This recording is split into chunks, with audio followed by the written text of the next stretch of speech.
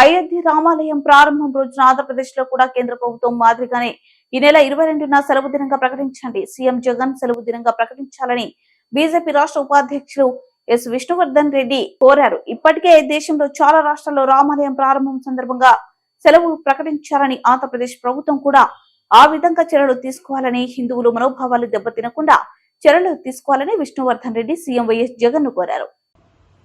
కోట్ల మంది హిందువుల ఆరాధ్య దైవమైనటువంటి అయోధ్యలో శ్రీరామచంద్రుడి ఆలయ ప్రారంభం సందర్భంగా ఈరోజు ప్రపంచమంతా భారతదేశం వైపు చూస్తుంది.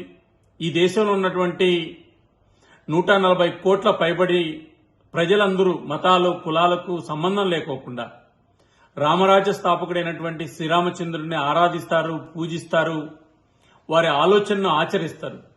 ఈ సందర్భంగా ఒక పవిత్రమైనటువంటి పూజా కార్యక్రమం సందర్భంగా ఈ దేశంలో ఉన్నటువంటి అందరూ అందులో భాగస్వాములు కావాలని భారత ప్రభుత్వం సెలవు దినంగా ప్రకటించింది.